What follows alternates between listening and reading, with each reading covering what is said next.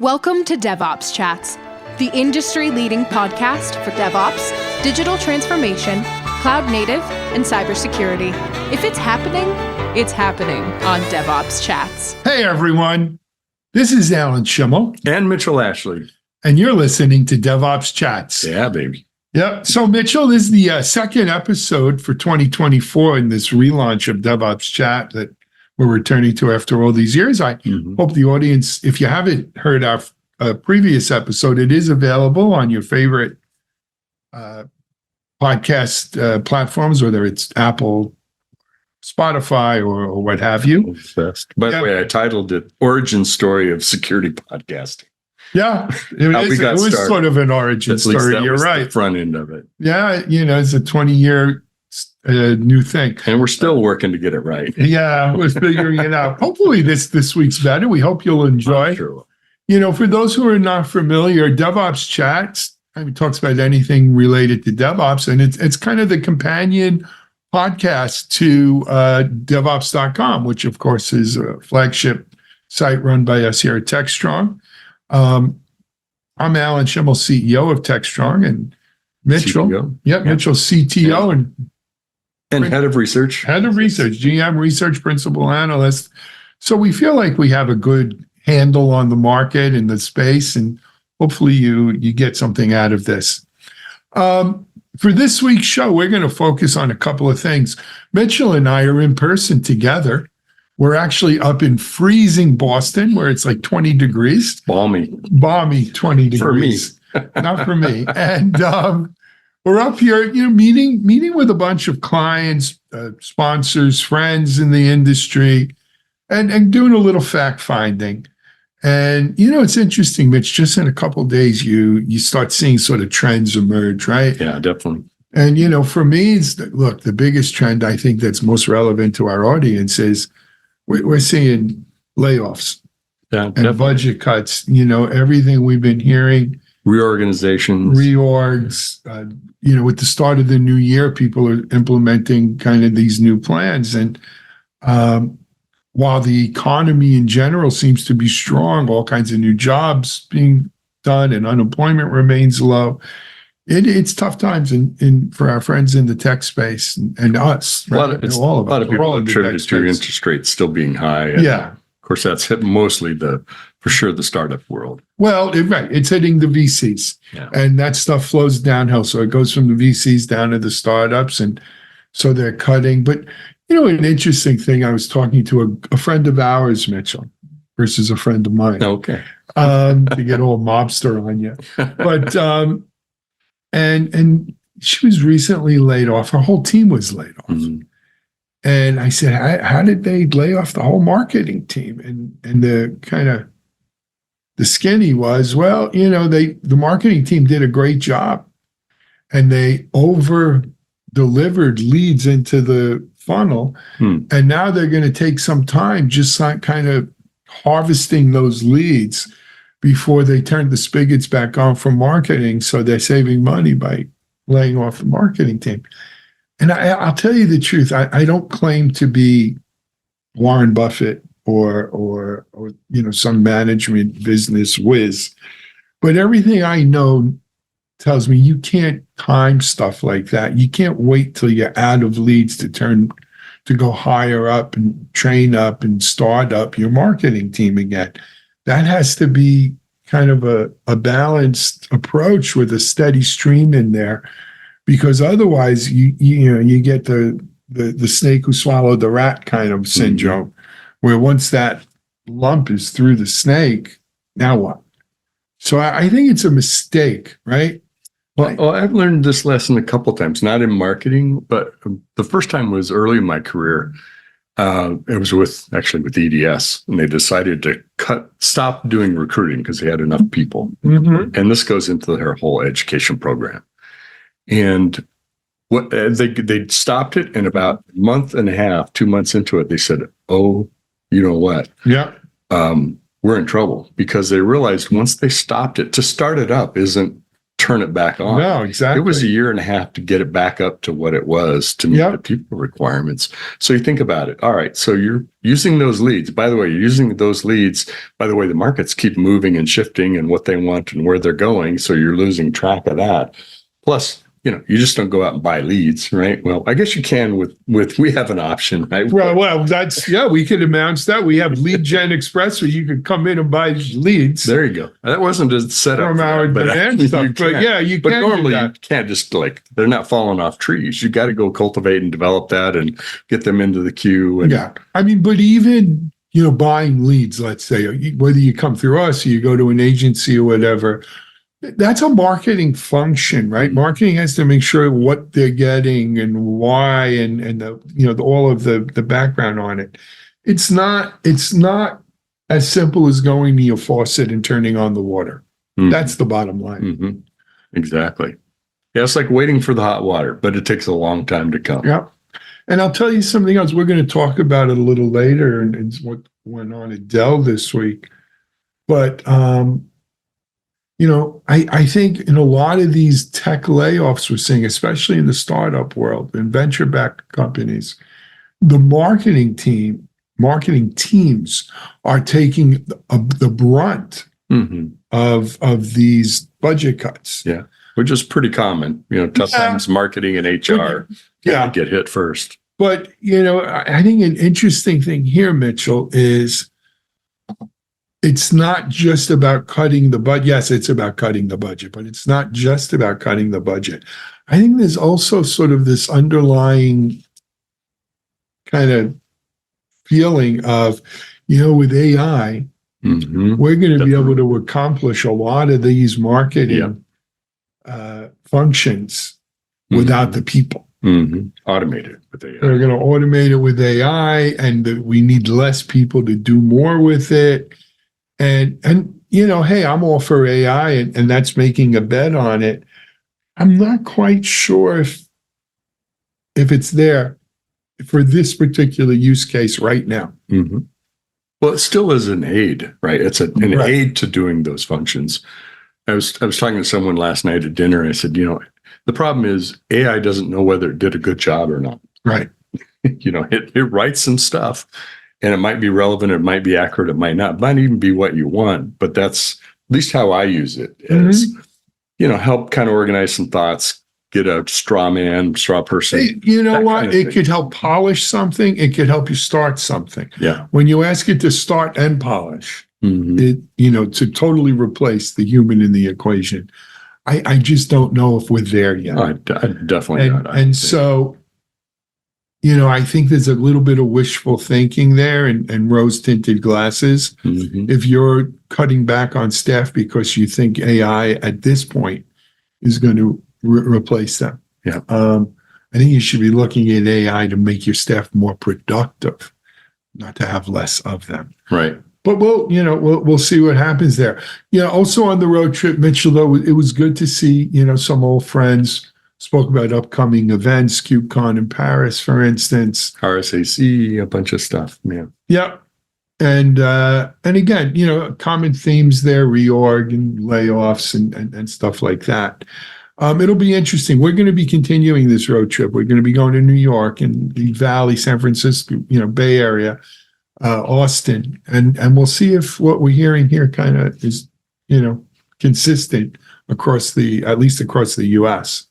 We did hear some optimism of things seem to be coming back and people are getting budgets and they're starting to spend more.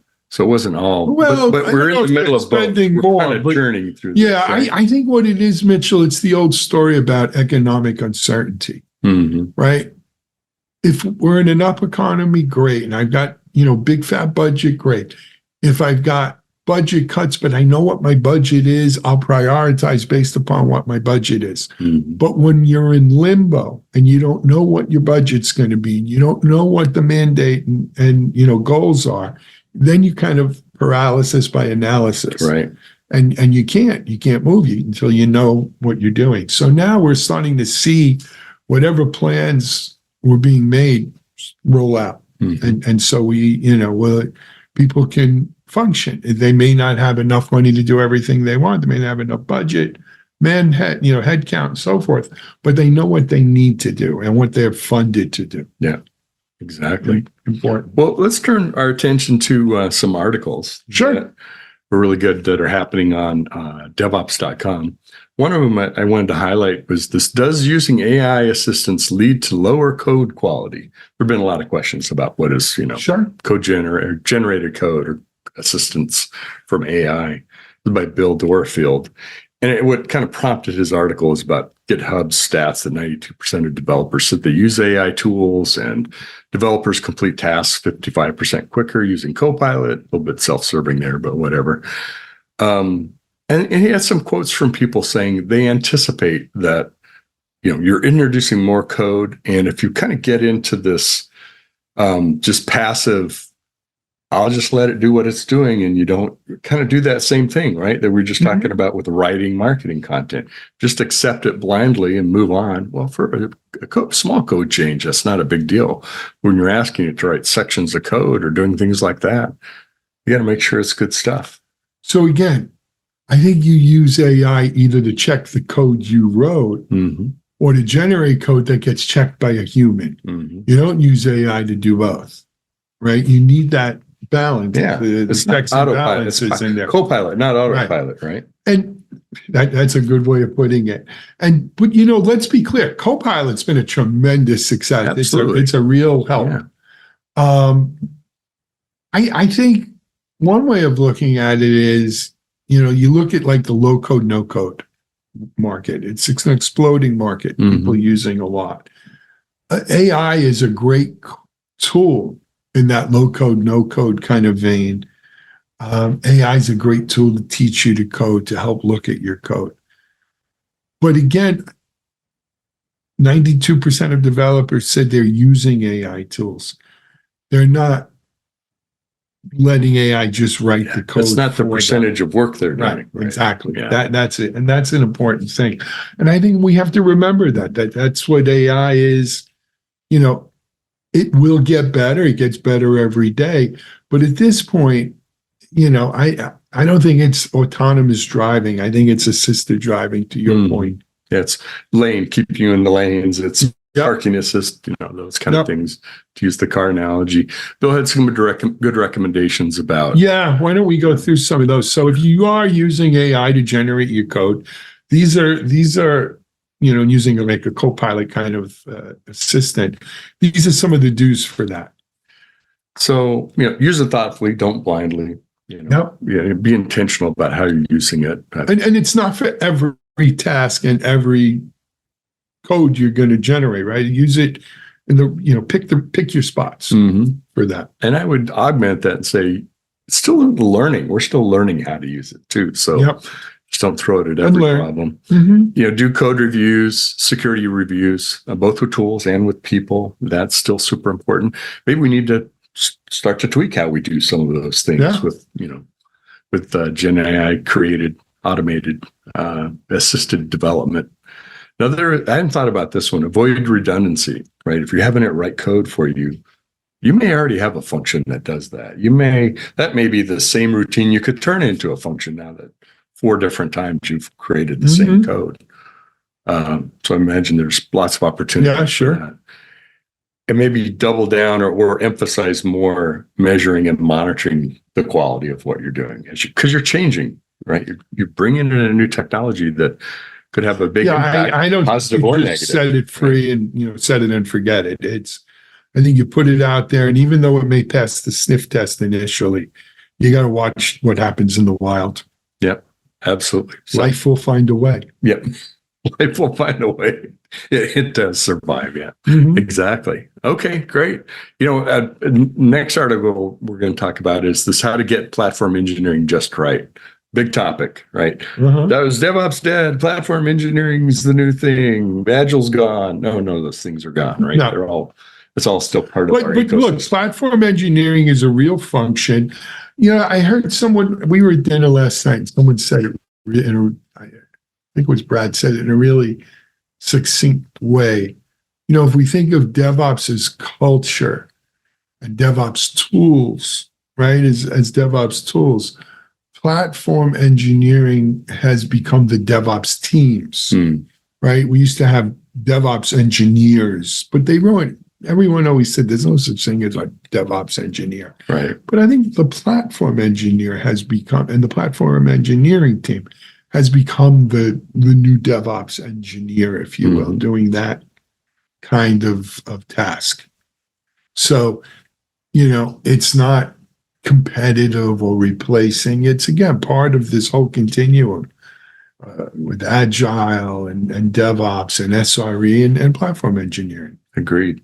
And there's so many parts to, what does platform engineering mean, right? Is it developer productivity and portals for that? Is it standardizing environments for dev, test, and production? Is it optimization, things like that? It's all of them, I think. It's all of those. And I think that's one of the reasons why it's been successful is because it can adapt. You can adapt it to what your issues are, right? If you're really focused on, hey, I can't hire more developers, how do we get them more productive? Or point it to whatever you want. But it of itself isn't a panacea, just like none of these things are. But, so as the report or as the article points out, the Google State of DevOps report says that on average, it takes 3 years for platform engineering to start showing tangible results. Look, that might be a bridge too far for a lot of companies. That's a long time. Yeah, who are, they're doing 6-month sprints here in terms of projects and so forth. Those projects, if I was ever on a project that took 3 years to show value, I think it'd be canceled about a year into it. Yeah, or 18 months, something like that. Yeah. But in reality, even the 3 years might be optimistic, best case scenario. Yeah. And so again, this isn't something you just wake up and say, hey, let's go do platform engineering. It's a long-term commitment on the part of your organization. Yeah. Benjamin Brial's the author of this. Yes. And he has some recommendations, some guidance around setting up your tool buffet. He emphasizes the importance of observability in that role as well, how to plug into the CI/CD pipeline and focus on FinOps and GreenOps. And, there's probably some other things to do as well. Yeah, we should mention Benjamin, I think, is with Cycloid, and he's also at platform.eng. So you check out the full, beyond the article on DevOps.com, which we'll have in our notes here, and maybe a QR code on you if you're watching this on video. You can go to platform eng and get more there. Yep, absolutely. We kind of talked about the next topic already around the reorganization Dell just announced this week. Well, it's been kind of announced coming around doing some layoffs around 5% of their workforce, which I guess works out to be 6,600 jobs, or at least. Yeah, I mean, and again, from what I was told, it was heavy in the marketing space. I think, Mitchell, the question is that just the first shoe dropping? Right? I read an article last night. I think I might have sent it to you. Yeah. Was it in the Register or something? Dell has always been, I did deals with Dell back in the late 90s, the dot-coms, Dell host. And even back then, at the upper echelons of Dell, almost everyone came from Bain, Bain Capital, right? Bain took, Michael Dell out of his college dorm in Austin and made them a world power, right? And ever since then, Michael Dell, I think there's still Bain people there running it with him. And they have this, Bain has this philosophy that you basically build an organization by saying each employee represents about $1 million in revenue. So to have 100, what was it? 133,000. Right, 100, right. But to have 100,000 employees at $1 million in revenue, what is that? I forget what the terrible with you're math. adding 5 zeros to the end of that, I think. Right, is what you're adding. 5 zeros to the end of 100,000. So it becomes 1 million, 10 million, 100 million, 1,000 million. I think it comes to 10 billion. Yeah, 10 billion. I think that's what the number was. And so if you look at Dell's revenue now and where they're, planning, according to the Bain formula, they should be at about 100,000 employees, not 100. Well, they're down about 125 now. Yeah. So we might be seeing as much as 20 to 25,000 more layoffs at Dell, which, I mean, that's a lot of people. It's worldwide, but that's a lot of people. But it's also in line. Look, I mean, Microsoft, Google, Amazon, they all these big tech giants who, by the way, reported decent numbers on the street, good, right? And their stocks are doing well, but they're all taking this opportunity to skinny up. Mm-hmm. And it's a cycle, Mitchell, right? It's that, it's like dieting. You get down to your weight and then you add the pounds back. And then you do it again and again and again, and it's probably not healthy. But you're hiring while you're laying off people. Yeah, whatever. So we'll keep our eye on that. But along with that, though, from what we know, there's a bit of a huge reorg going on there. Yeah. This fellow John Byrne has taken over global responsibility for all regional and Dell Technology Select sales. So they're retooling marketing, sales, internal teams. And, it always creates for a little uncertainty. We'll see how it comes out. Mm-hmm. Well, we'll see where they go. I got to believe they're also going to adapt to where the market is now and change some focus internally on products or channel or whatever it might be. So it's more than just losing people, usually. Yeah. Well, I think that some of the AI may take some of this functionality over going on. That's true, too. Maybe some over-optimistic. Who knows? Yeah. Well, let's talk about your interview that you did with Kit. Yeah, Merker. so our good friend Kit We just Merker. talked to him at reInvent. Yes, we did. Yes, we did. So, I originally met Kit. He was still at Google, I think, when Kubernetes was first, going public. And Kit then went over to JFrog, and he was VP Biz Dev at JFrog, and had interacted a lot with Kit during those years. He left JFrog and helped start up Noble 9, which, SLO's SRE company.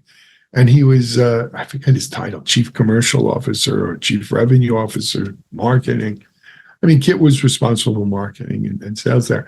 And, he, over the last, 2 to 3 to 4 years, he's really helped make Noble 9 a leader in their space. But he's now taken a job as CEO, first-time CEO. So congratulations to Kit. That's awesome. With a company called Plainsight. I did an interview with him. It's on TechStrong TV. So Plainsight's been around a while. When we think about AI, we tend to think of chatbots. Mm-hmm. But there's other AI, types of AI. One of them is computer vision. Mm-hmm. So in other words, you feed in a camera feed to a computer and it uses AI to figure out what it's seeing and, act on that. Mm-hmm. Interesting technology, especially when it starts get applying to IT and stuff. But the company's well financed, but it wasn't. What's the word I'm looking for? It wasn't well known in the market. Oh, okay. It was kind Still of a best kept secret. Yeah.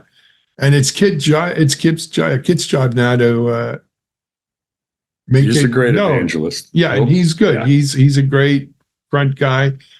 And he has a real idea of what he wants to do there and how to do it and some interesting functionality that this technology can bring to it. So I would definitely check it out. It's called Plainsight Technologies. And, we wish Kit the best of luck with it, Mitch. Absolutely.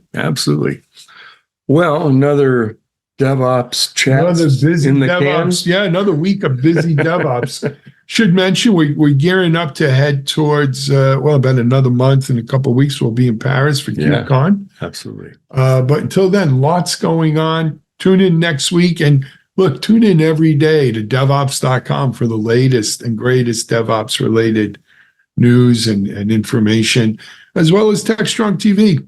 Right? You could catch it on DevOps.com or on LinkedIn or on DevOps.tv as well. Absolutely. Send us your feedback too. Send it to Alan or Mitchell at TechStrongGroup.com. We'd love to hear from you, your ideas, your reactions, what's good, what you don't like, what you'd like to hear more of, all that kind of thing. Absolutely. Yeah. So until next time, this is Alan Schimmel. And Mitchell Ashley.